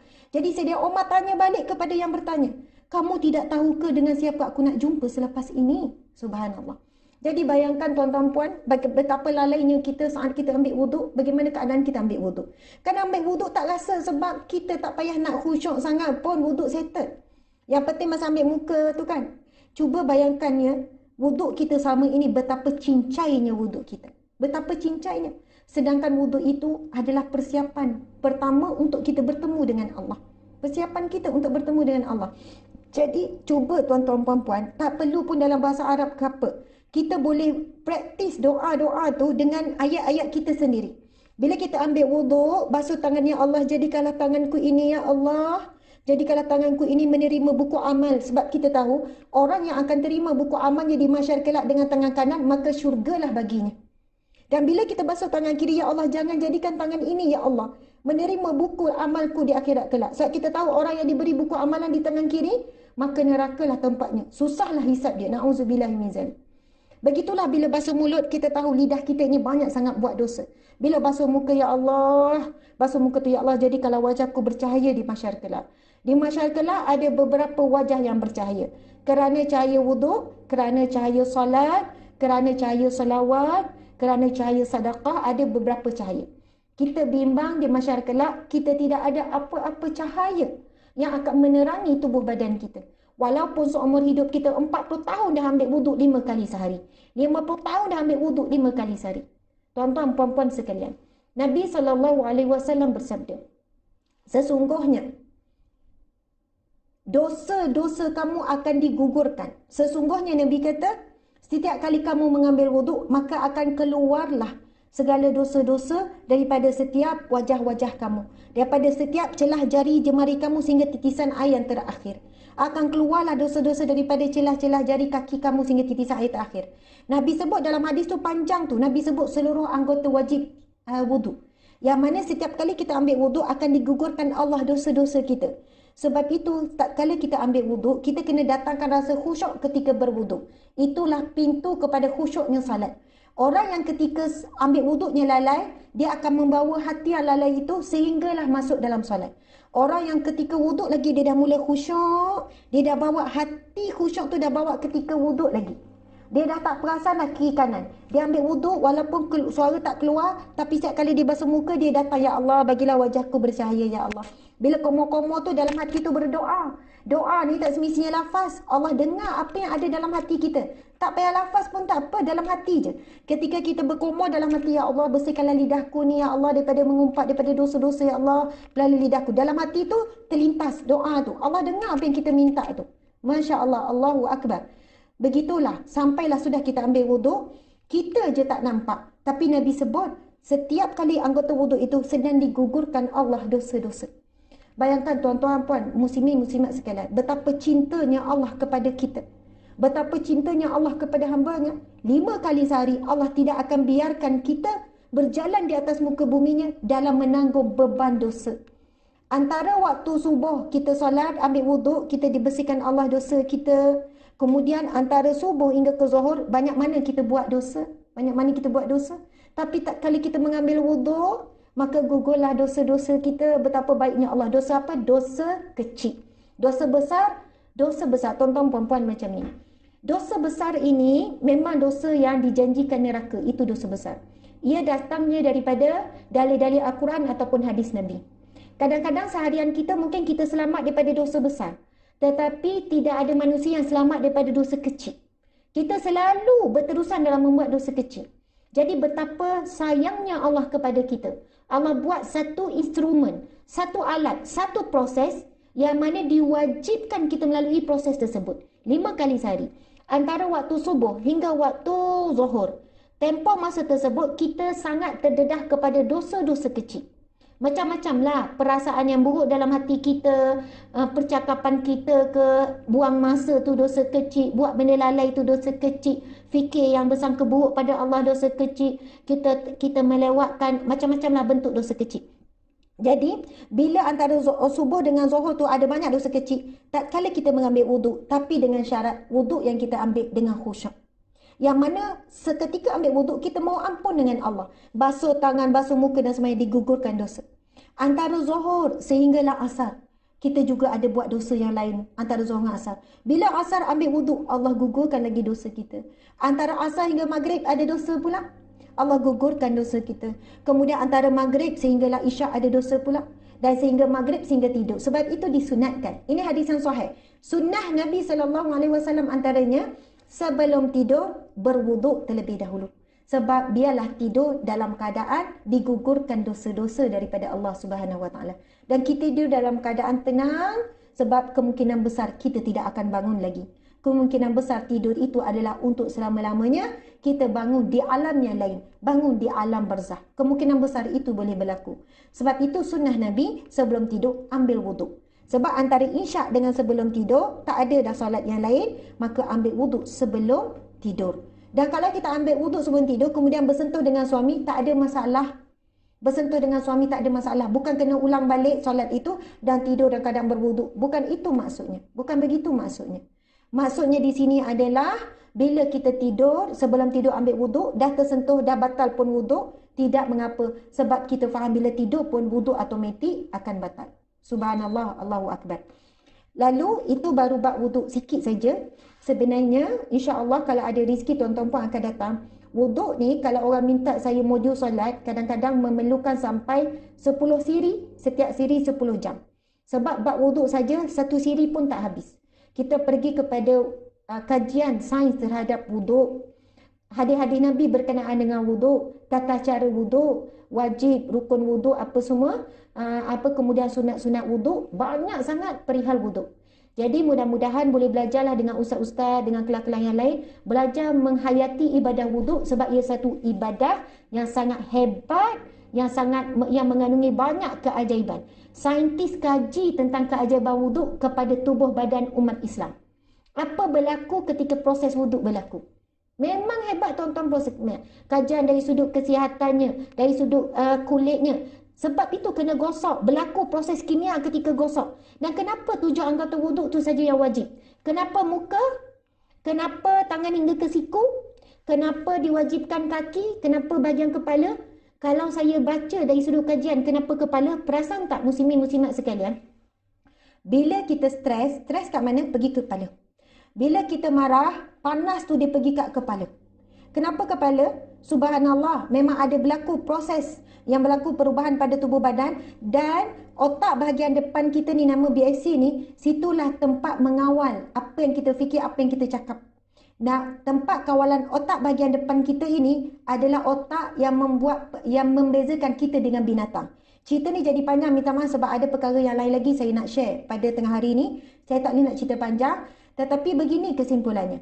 Setiap kali kita membasuh kepala kita, umpama Inilah tempatnya bila kita basuh 5 kali sehari, 3 kali gunakan air, kita sedang meredakan baran ataupun panas badan kita. Subhanallah. Setiap kali 5 kali saya perasan tak kalau demam kita letak air dekat tangan ke? Kita letak kat kaki ke? Kita letak kat mana? Kita akan letak dekat kepala. Dan kenapa letak di kepala? Kerana haba dalam badan kita bila panas, bila demam, dia terkumpul di kepala. Subhanallah. Sekarang cek pun kan dekat kepala. Tapi ada juga cek, boleh dicek di tangan dan sebagainya. Tapi nak sebutnya, dalam badan kita ni ada api apa? Api kemarahan. Semua orang ada api kemarahan. Tak ada manusia di dunia ini boleh buang marah. Marah adalah fitrah yang Allah ciptakan secara fitrah dalam tubuh badan kita. Ada orang marah dia boleh dikawal. Ada orang marahnya tidak boleh dikawal. Bila marah dia keluar perkataan kesal. Bila marah dia baling apa semua dan sebagainya. Hari itu ada seorang mu'alaf baru masuk Islam 4 bulan. Baru masuk Islam 4 bulan. Saya jumpa depan, saya buat live. Dia cerita selepas dia masuk Islam dengan sebelum dia Islam ada perubahan yang besar. Dia kata yang saya perasan, boleh tengok balik live, saya dibanting masa tu dengan orang baru masuk Islam 4 bulan. Umur dia dah 40 lebih. Dah ada anak, dah kahwin apa semua. Baru masuk Islam 4 bulan. Dia kata, Ustazah, sebelum saya masuk Islam, saya pemarah. Saya pemarah. Sebelum masuk Islam, saya pemarah. Kalau saya marah, saya akan baling barang. Saya akan pukul. Isi saya tahu bagaimana keadaan saya sebelum masuk Islam. Tapi alhamdulillah selepas saya masuk Islam, saya tak tahu macam mana. Tapi saya jadi lebih tenang. Saya lebih sabar. Saya dah tak marah-marah seperti dulu. Antaranya adalah hikmah besar ketika proses kita mengambil wuduk. Apabila kita membasuh kepala, api bara kemarahan dalam badan kita sentiasa disejukkan oleh Allah Subhanahu Wa Taala. Api lawannya adalah air. Sebab itu Nabi SAW bersabda, marah itu daripada api dan padamkanlah ia dengan air. Nabi sebut apabila kamu marah, maka ambillah wuduk. Subhanallah. Itu hadis Nabi ya. Nabi sebut apabila kamu marah, maka ambillah wuduk. Subhanallah, Allahu Akbar. Okay. Saya diberi beberapa soalan daripada pihak penganjur, maka saya perlu mengutamakan soalan-soalan yang diberikan. Jadi insya-Allah soalan-soalan ini adalah soalan yang berkaitan dengan tajuk kita pada hari ini, tapi kerana masa yang suntuk, saya akan jawab dengan cepat insya-Allah. Ya, soalan yang pertama, adakah kita perlu mengqada solat yang tertinggal dengan sengaja, malas dan cuai? Bagaimana dengan solat yang ditinggalkan? Jawapannya adalah jumhur ulama. Maksud jumhur adalah sepakat ulama. Wajib bersegera mengqada solat yang tertinggal. Sama ada tertinggal kerana uzur syar'i ataupun tidak berdasarkan keumuman hadis Nabi SAW. Riwayat Bukhari dan Muslim, Nabi bersabda, "Man nasiya salatan falyusalli idza zakaraha." Barang siapa yang tertinggal solat kerana lupa, maka hendaklah dia menunaikannya apabila dia teringat akannya. Tuan-tuan, puan-puan, muslimin, muslimat sekalian, wajib qada solat. Contohnya begini. Bila datang seorang hamba Allah, umur dah 50 tahun, baru nak kembali kepada Allah bertaubat. Ustazah, saya umur dah 50 tahun, saya tak pernah solat Ustazah. Saya baru nak belajar solat. Jadi bagaimana? Jadi jawapannya adalah, saya akan bertanya, Encik balik umur berapa? Saya lupa, ingat lupa. Agak-agak. Mungkin umur 12 saya dah balik kot Ustazah. Mungkin umur 14 kot, terpulang lah. Kalau umur 50, tolak 14, jadi adalah 36 tahun. Kalau 36 tahun, maka Tuan Haji, Pakcik, Makcik kena qada solat selama 36 tahun. Kalau kita dengar ayat tu, ya Allah Ustazah, saya kena qada semua solat 36 tahun tu. Ya, jawapannya ya, wajib qada. Habis tu Ustazah, Pakcik tak ada kerja lain dah ni. Makcik tak ada kerja lain dah ni. Tak lagi ke mana-mana lah. Lepas solat macam mana Ustazah? Takkan nak kena qada yang 36 kali pula berapa bulan, kali pula berapa hari, kali pula 5 kali. Ui, banyak sangat Ustazah tu. Subhanallah. Jadi, di setiap kesukaran ada kemudahan. Subhanallah. Saya kata begini, pertama, wajib ada niat nak qada balik. Sebagai bukti kita insaf, kita sedar, kita nak bertaubat kepada Allah Subhanahu Wa Taala. Kita telah melalaikan solat sepanjang 34 tahun. Sepanjang 30 tahun, contohnya 30 tahun. Lepas tu dia tanya, macam mana makcik nak solat banyak sangat tu Ustazah? Kita kata macam ni je makcik. Bukannya makcik kena solat tak berhenti, tidak. Bila solat subuh, makcik qada satu solat subuh. Kalau dapat lebih, buatlah. Kalau tak dapat, tak apalah. Bila solat zuhur, makcik solat lagi sekali solat zuhur. Makcik tak larat Ustazah. Kenapa tak larat? Makcik sakit ke? Sakit lutut tak boleh nak berdiri sangat. Maka makcik solatlah duduk. Solat fardu pun duduk. Solat qada fardu pun duduk. Tak ada masalah makcik. Jangan cari alasan. Kalau kita cari peluang, mesti dapat. Cari alasan, buat alasan, kita tutup jalan. Jadi, solat asar sekali, qada sekali. Solat maghrib sekali, qada sekali. Ada waktu Ustazah, makcik rasa malas nak qada. Tak apalah makcik, Allah tahu mungkin makcik tak larat. Lepas tu dia tanya lagi, Ustazah, kalaulah makcik baru qada dalam 5 hari, kan lepas tu meninggal, macam mana tu Ustazah? Kalau makcik baru qada setahun buat macam tu, macam mana tu Ustazah? Lalu saya jawab, kalau makcik meninggal lah makcik, dalam keadaan Allah tahu makcik nak qada. Allah tahu makcik nak qada. Makcik ikhlas betul nak qada. Bukan makcik sengaja tak nak qada dan sebagainya. InsyaAllah Allah akan ampunkan. Dan Allah tidak akan hitung dosa-dosa yang makcik tinggalkan solat tu. Saya nak bagi tahu soalan ni sangat banyak.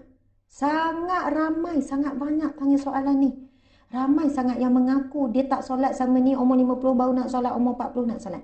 Saya nak sebut macam ni lah, bayangkan. Kalau umur 50, dia baru nak solat, dia dah melalaikan solat 30 tahun. Kalau dia nak buat solat maghrib, qada solat maghrib sekali, isyak, qada solat isyak sekali, dia perlu berapa tahun untuk habis qada tu? Dia perlu 30 tahun lagi. Faham tak maksud saya? Dia dah melalaikan 30 tahun. Kalau dia nak buat subuh sekali, zuhur sekali, asar sekali, maksudnya umur dia 80 baru settle qada. 50, 60, 70, 80. Umur 80 baru settle. Dia kata, Ustazah, kalau macam tu umur 80 baru settle qada. Kok meninggal dululah sebelum tu, macam mana? Dia tanya. Saya kata macam ni makcik, kalaulah kita meninggal dunia dulu, mudah-mudahan sebab Allah tu menilai usaha, bukan hasil. Bukan hasil, Allah melihat usaha. Hati kita tu memang nak qada, bertaubat nasuha ni maksudnya adalah bila kita rasa nyesal sungguh-sungguh. Kita ni dah tak solat 30 tahun dan kita tunaikan solat hari ni. Sebagai tanda kita menyesal sungguh, kita qada balik apa yang kita dah lalaikan sama ni. Dan bukannya Allah tengok settle baru habis qada baru settle, tak.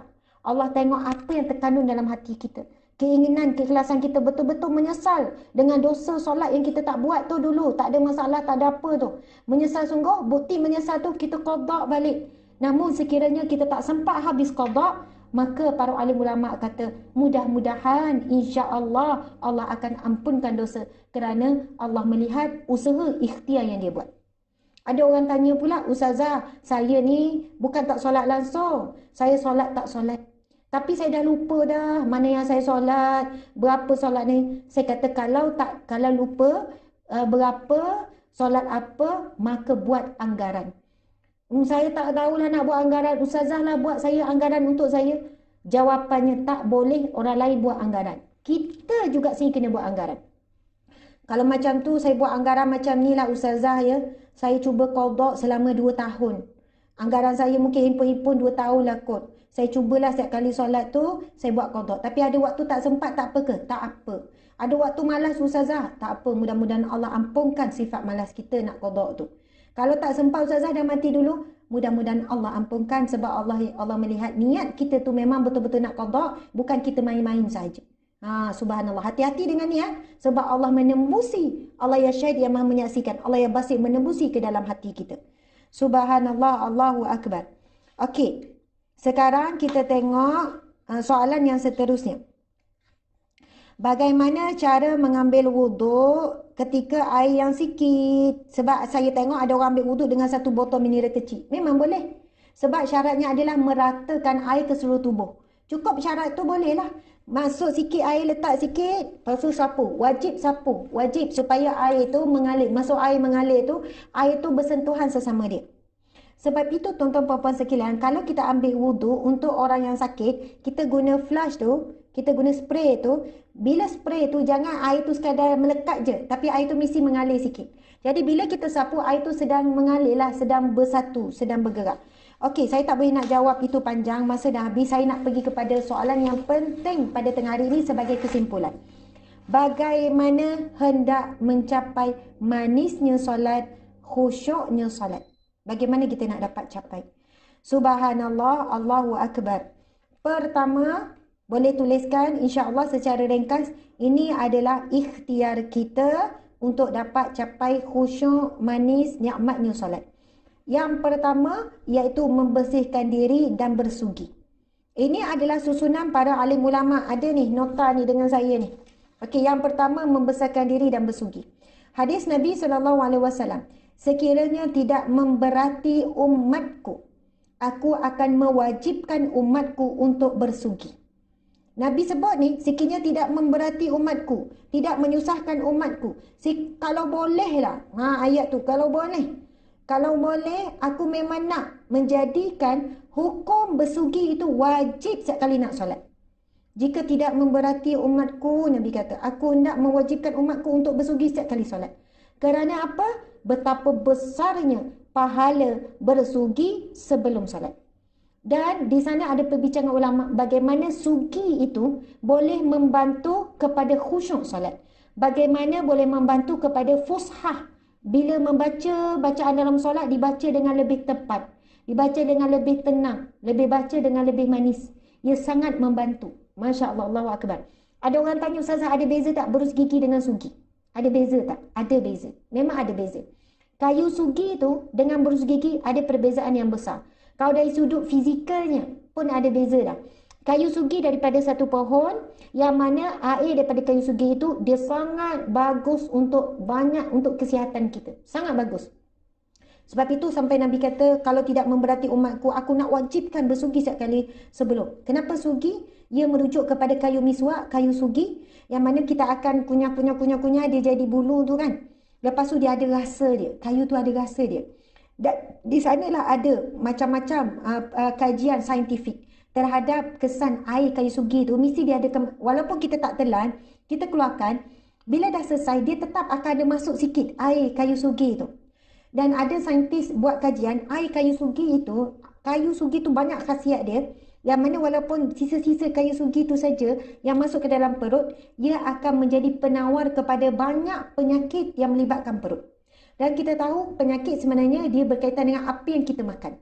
Jadi daripada perut itulah jadi penyakit darah tingginya, daripada perut itulah penyakit kecil manisnya, penyakit buah pinggangnya, penyakit pundi kencingnya, macam-macam lah. Dikaitkan kanser pun berkaitan dengan proses makan kita.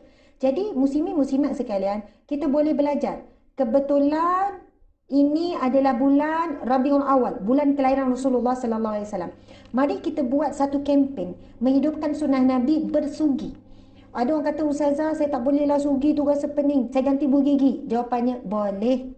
Apa salahnya? Boleh buah gigi. Guna ubat gigi, tak ada masalah. Walaupun di sana memang ada kajian, ubat gigi sebenarnya memang tak bagus. Ada kemikalnya, ada bahannya. Setiap kali kita buah gigi, walaupun kita dah berkumur-kumur buang, sisa-sisa kemikal daripada ubat gigi tu sikit sebanyak masuk dalam perut kita. Beza dengan air sugi tu, dia akan jadi penawar kepada banyak penyakit. Saya baca kajian saintifik tu, penyakit tu saya kata, ya Allah, sampai penyakit ni pun macam-macam penyakit. Saya tak nak sebutlah sebab saya bimbang juga jadi isu. Tapi kita yakin dan percaya, apabila sesuatu amalan sunat, sehingga Nabi kata, kalau tidak memberati umatku, aku nak wajibkan sugi sebelum salat, sudah tentu amalan tersebut mengandungi fadilat yang begitu banyak. Sudah tentu mengandungi kebaikan yang begitu banyak untuk dunia dan juga untuk akhirat. Sudah tentu. Masya Allah, Allahu Akbar. Yakin atau tidak, kuat atau tidak. Jadi bila kita sebut pada tengah hari ini, tuan-tuan puan-puan sekalian, kita gempurkan. Kita buat satu, kita buat kempen menghidupkan sunnah Nabi SAW sempena bulan Rabiul Awal. Itu jauh lebih bermakna daripada kita pergi buat majlis maulid, daripada kita buat itu ini. Sekarang musim Covid kita tak mampu, tetapi kita sambut bulan Rabiul Awal untuk menghidupkan sunnah Nabi SAW. Jadi, kalau orang tanya, Ustazah, saya guna buah gigi tak dapat pahala ke? InsyaAllah boleh. InsyaAllah boleh. Itulah jawapan nak sedapkan nanti. InsyaAllah boleh pahala juga sebab tujuannya adalah membersihkan gigi supaya tidak ada gangguan ketika solat, tidak ada celah-celah. Dan bila kita solat dengan Allah, mulut kita wangi. Jangan bila kita ni nak bercakap dengan manusia je jaga, tak nak bau mulut. Lagi-lagi kau nak bercakap dengan klien, siap sembuh-sembuh lagi. siap kita macam-macam lah sebab tak nak mulut berbau. Tetapi kenapa bila nak jumpa Allah, kita tak boleh jaga bau mulut kita? Sebab itu Nabi suruh sangat jaga adab akhlak kita dengan Allah. Kalau akhlak kita dengan manusia di luar solat, akhlak kita dengan Allah, bagaimana persiapan kita nak jumpa Allah? Bersugi tu. Sebab itu sahabat-sahabat bercerita Rasulullah memang tidak pernah mengeluarkan apa-apa bau daripada mulut. Dan isteri Nabi bercerita setiap kali Nabi nak bercakap dengan isteri, Nabi akan bersugi dahulu. Lepas bila cakap pasal sugi, insya-Allah pagi besok bermula. Saya nak bagi tahu sahabat-sahabat sekalian, bersama dengan Ustazah Asma Harun, saya lah Ustazah Asma Harun tu, pukul 7.30 pagi hingga 7.45. 7.30 hingga 7.45 pagi, 15 minit saja. Sempena bulan Rabiul Awal ini bermula pagi besok 7.30 hingga 7.45, 15 minit. Sebarkan kepada ramai sahabat-sahabat apa semua. Kita akan bercakap tentang perihal Rasulullah sallallahu alaihi wasallam 15 minit setiap pagi 7.30 hingga 7.45. Dan kita akan masukkan bab sirah kelahiran Nabi daripada awal sehinggalah kewafatan Rasulullah, daripada kelahiran wafatan, dan kita akan ceritakan tentang bab sunnah-sunnah Nabi sallallahu alaihi wasallam daripada sumber-sumber riwayat yang sahih, hadis-hadis yang sahih, firman Allah dan sebagainya. Jadi jangan ketinggalan setiap pagi bersama dengan saya Ustazah Asma Harun bermula pagi besok. Okey, masya-Allah. Pertama bab bersugi, dan insya-Allah bab bersugi ni kita akan detailkan dalam perkongsian pagi tu. Ada slot khas sunnah Nabi bersugi. Okey, yang kedua, yang seterusnya yang kedua, jangan solat dalam keadaan menahan air besar dan air kecil. Elakkan. Sebab kita sayang nak ambil wuduk, sedangkan i'adah, ulang ambil wuduk tu dapat pahala ya. Jadi janganlah tengah rasa nak buang air kecil dan air besar lalu kita tahan sehingga solat kita rasa terganggu. Kita kan kalau nak makan dengan rasa nak buang air, kita buat apa dulu? Kita pergi buang air dulu. Sebab kita rasa, kalau sedang makan, kalau tengah makan, rasa nak buang air, rasa tak khusyuk makan, rasa tak nikmat makan. Itu untuk makan. Kita pergi buang air, walaupun pergi dekat restoran tu tandas tu kotor pun kita sanggup buang air dulu. Sebab tak sedap makan kalau rasa nak terkencing. Tapi kenapa ketika solat, antara maghrib dengan isyak lah, kadang-kadang kan kita malas nak ambil wuduk balik. Tapi kita duduk tahan lah juga. Kenapa ya kita menahan sampai begitu sekali? Sedangkan kita tahu dengan kita menahan kencing, kita tidak akan mampu untuk beri tumpuan dalam solat. Allahu Akbar. Ini berdasarkan hadis Nabi sallallahu alaihi wasallam, hukumnya makruh. La salata bihadrati ta'am wa la huwa yudafi'ul akhbathan. Sadaqa Rasulullah sallallahu alaihi wasallam. Nabi kata jangan solat ketika makanan yang hendak dimakannya telah tersedia, dan jangan solat dalam keadaan menahan buang air besar dan air kecil. Ini Nabi sebut dalam hadisnya. Jangan kamu solat dalam keadaan kamu sedang menahan untuk buang air besar atau air kecil, dan janganlah kamu solat ketika makanan sudah terhidang. Jadi kita ni janganlah buat alasan, kalau lapar baik solat dulu, padahal dah lewat. Padahal afdalnya solat di awal waktu. Jadi janganlah hidang lagi. Yang makruh adalah kalau makanan tu dah siap hidang dah atas ni. Kalau makanan tu duduk kat dapur lagi, makanan tu duduk dalam periuk lagi, maka kalau dah masuk waktu solat, afdallah kita solat di awal waktu kalau tak ada halangan lain. Maka sementara tu mungkin boleh minum air untuk hilangkan lapar tu. Tapi kalau lapar dah menggigil, makan dululah. Yang makruhnya kalau makanan tu dah terhidang di atas meja dan kita pula kelaparan. Maksudnya lapar itu menghalang kita daripada untuk khusyuk solat. Kalau lapar tak lapar sangat pun okey je, maka afdal kita solat dululah. Jadi kalaulah sedang menahan kencing ataupun buang air besar, maka ketika itu kita wajarlah untuk untuk solat, untuk buang air kecil, settlekan dulu. Okey, jadi itu antara makruh. Yang keempat, solat di tempat yang tiada gangguan. Sebab itu makruh solat di tepi jalan. Kan dulu ada viral banyak lah, solat tengah jalan, lepas orang ambil gambar, lepas orang berhenti. Dari satu sudut solat itu makruh. Kalau ada tempat yang bukan di khalayak ramai, maka solatlah, sebab bersembunyi itu, berselindung itu lagi dekat dengan khusyuk. Lagi dekat dengan khusyuk. Itu fitrah. Sebab itu bila ditanya mana tempat yang solat afdal untuk wanita, Nabi tanya di rumahnya, Nabi jawab. Di biliknya, di ruang sudut yang paling sunyi. Itu paling afdal. Okey, seterusnya. Yang kelima iaitu berwuduk dengan sempurna. Untuk kita dapat khusyuk solat, kita dah kupas banyak bab wuduk. Yang keenam, tidak membazir air ketika berwuduk. Riwayatkan bahawa Rasulullah sallallahu alaihi wasallam pernah melintasi Sa'ad yang sedang berwuduk. Lalu baginda sallallahu alaihi wasallam bertanya, Mengapa engkau berlebih-lebihan seperti ini, wahai Sa'ad? Sa'ad bertanya, apakah di dalam wuduk juga ada istilah berlebih-lebihan? Baginda SAW menjawab, benar, sekalipun engkau mengambil wuduk di sungai yang mengalir. Masya Allah. Tuan-tuan, puan-puan sekalian, jangan kita mengambil wuduk dalam keadaan membazir. Sebab selamanya membazir itu adalah sahabat dan saudaranya syaitanir rajim. Jadi, satu ketika Rasulullah melintasi Sa'ad yang sedang berwuduk dan Rasulullah perhatikan dia membazir. Sebab itu, tuan-tuan, puan-puan, hati-hati ketika mengambil wuduk, kita sedang buat amalan sunat. Tapi tiba-tiba kita buat perkara yang diharamkan oleh Allah, iaitu membazir. Air itu adalah amanah. Walaupun kita bayar. Jangan kita sebut, Dan yang bayar, saya yang bayar bil air, ikut saya lah nak guna macam mana. Betul. Apa yang halal, kita bayar tu halal lah kita nak guna. Apa yang halal akan dihisap oleh Allah. Apa yang haram akan diazab oleh Allah Subhanahu Wa Taala. Jadi tuan-tuan, puan-puan sekalian, ambil wuduk, Nabi pesan, Nabi tegur. Mengapa engkau berlebih-lebihan seperti ini, wahai Sa'ad? Sa'ad bertanya, apakah di dalam wuduk juga ada istilah berlebih-lebihan? Baginda SAW menjawab, benar, sekalipun engkau mengambil wuduk di sungai yang mengalir. Bayangkan ya, Nabi kata, kalau engkau ambil wuduk di sungai yang mengalir, air mengalir sungai ni kan air besar. Air mengalir, memang tak habis pun air tu. Kalau ambil wuduk sampai basah satu badan pun, air sungai tu tak habis. Ia bukan pasal isu air tu. Bagaimana hatimu ketika mengambil wuduk. Bagaimana perihal adab akhlakmu ketika mengambil wuduk pun tidak membazir. Bayangkan ya tuan-tuan puan-puan, kita tengok ramai di kalangan kita, termasuk saya lah. Kita boleh tengok bagaimana di kalangan kita ambil wuduk, air tu dah kuat. Air tu bukan kuat.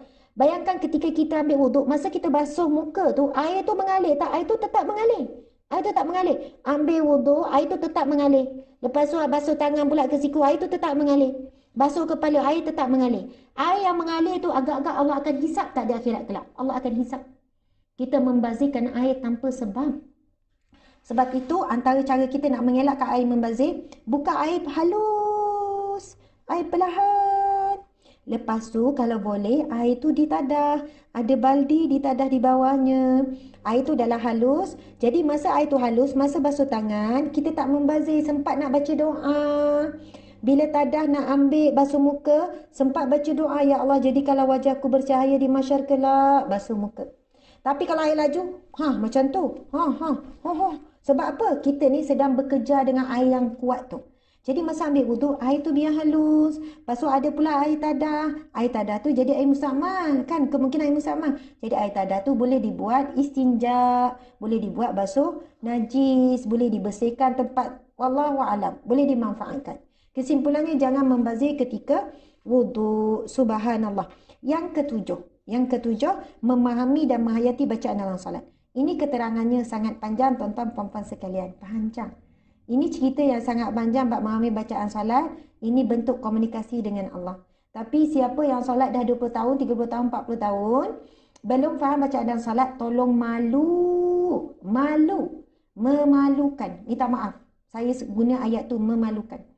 Kita dah solat 30 tahun, 40 tahun, kita perlu berapa puluh tahun lagi untuk kita faham bacaan dalam salat.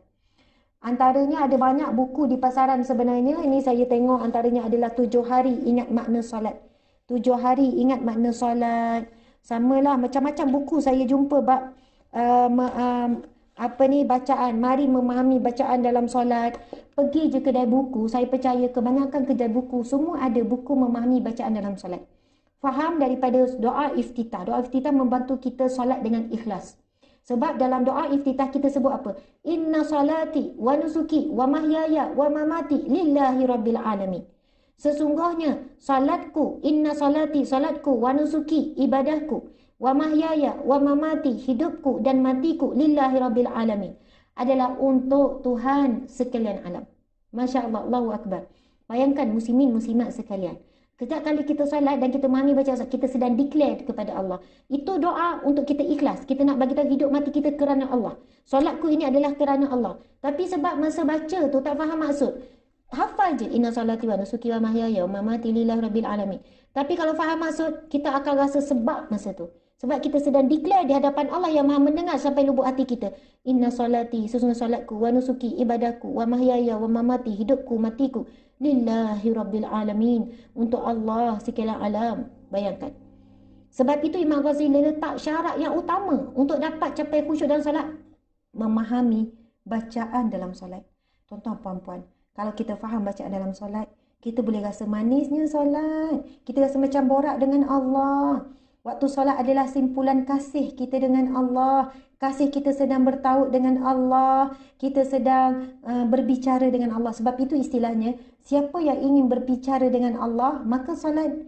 Barang siapa yang ingin Allah berbicara dengannya, maka baca Quran. Ketika baca Quran, itu kan kalamullah. Baca Quran, kita sedang membaca ayat-ayat firman Allah. Soalan kita sedang membaca apa yang Allah nak sampaikan kepada kita. Namun ketika solat, kita sepula akan membaca tu, soalannya kita tahu Allah sedang melihat kita, kita sedang bercakap dengan Allah tanpa hijab, tanpa ada perantaraan. Bukan kita sampaikan melalui malaikat, bukan kita sampaikan melalui para nabi, tapi kita direct dengan Allah. Dan Allah dah susun, dah siap-siap apa yang perlu kita baca. Bayangkan bacaan antara dua sujud. Rabbi ufili ya Allah, maafkan aku, Rabbi ufili warhamni, rahmatilah aku, wajibunni, tutuplah aib-aibku, warfa'ni, tinggikanlah derajatku, warzuqni, berikanlah rezeki kepadaku, wa Rabbi ufili warhamni, wajibunni, warfa'ni, tinggikanlah derajatku, warfa'ni, warzuqni, wahdini, berilah hidayah kepadaku, wahdini, wa'afini, wa'fa'ani. Ya Allah, afiatkanku, beri aku sihat, kuat, ya Allah, wa'fa'ani, dan maafkanlah aku, ya Allah. Apa yang kita perlukan sepanjang hidup kita adalah apa yang kita kandung dalam doa antara dua sujud. Subhanallah, Allahu Akbar. Sebab itu memahami bacaan dalam solat adalah asas paling penting untuk merasai manisnya solat. Maka tolonglah malu dan memalukan. Kita mengaku kita hamba Allah. Kita kata kita nak masuk syurga Allah. Kita kata kita nak bertemu dengan Allah. Kita duk puji Allah di luar solat. Subhanallah, alhamdulillah, Allahu Akbar, apa semua. Tetapi dalam solat kita tak tahu apa yang kita sedang borak dengan Allah. Yang kita sedang baca dalam solat. Memalukan. Seumpama kita berdusta dalam mengatakan cinta kepada Allah. Dusta. Soalannya kita sedang menipu, kita sedang berdusta, kita kata kita cintakan Allah, kita rindukan Allah, kita nak syurga Allah. Kenapa kita tidak kuat berusaha untuk faham bacaan dalam solat? Sedangkan Allah sebut, Allah perintahkan aqimis solah li zikri, dirikanlah solat untuk mengingatiku. Dan mustahil untuk kita ingat Allah tanpa kita memahami bacaan dalam solat. Kalau kita bawa sekali maksud ketika kita baca Al-Fatihah, At-Tahiyyat, duduk atau duduk sujud, Sami Allah liman hamidah, maksudnya Allah Maha mendengar. Sami Allah, Allah mendengar. Liman hamidah, sesiapa yang memujinya. Kita akan rasa, ya Allah sedang dengar lah. Bayangkan, Sami Allah liman hamidah tu maksud dia apa? Sami Allahu liman hamidah, Rabbana walakal hamd. Maksud dia apa? Sami Allahu liman hamidah. Allah Maha mendengar. Liman hamidah, bagi mereka yang memujinya. Liman hamidah, barang siapa yang memujinya. Lepas tu, Rabbana walakal hamd. Ya Allah, ya Tuhanku, Rabbana. Ya Allah, ya Tuhan kami, walakal hamd. Bagi kamu segala pujian. Bayangkan hebatnya. Kita sebut, sesungguhnya Allah Maha mendengar semua pujian hambanya. Ya Allah. Lepas tu kita terus puji. Rabbana walakal hamd. Ya Allah, hanya kepadamu lah semua pujian. Walakal hamd, bagimulah segala pujian. Bila kita sebut tu Sami Allah, kita boleh jadi senyum. Sami Allahu liman hamidah. Allah Maha mendengar siapa yang memujinya. Lalu kita puji. Rabbana walakal hamd. Ya Allah, wahai Tuhanku, bagimulah segala pujian. Masya Allah. Sebab itu kita akan rasa manis, seronok. Kita tak akan rasa pun 10 minit tu lama. Macam ni lah kalau kita borak dengan suami, kita sayang. Rasa tak sejam borak? Tak rasa. Borak, bercerita, kenang balik masa bercinta dulu. Kalau kita sayang kawan kita tu kan, sejam makan dengan dia, alah cepatnya masa, aku banyak lagi dah nak bercerita dengan kau. Tak sedar lah masa, seronok sungguh lah, happy lah, tak ingat apa, seronok lah jumpa kau. Adakah kita rasa perasaan tu tiap kali kita bertemu dengan Allah dalam solat? Masya Allah. Adakah kita rasa seronoknya cakap dengan Allah? Seronoknya baca tahiyat. Sebab dalam tahiyat kita bagi salam pada Nabi. Kita bagi salam pada seluruh Nabi. Dalam solat kita ada bagi salam pada orang soleh, pada diri sendiri. Seronoknya solat.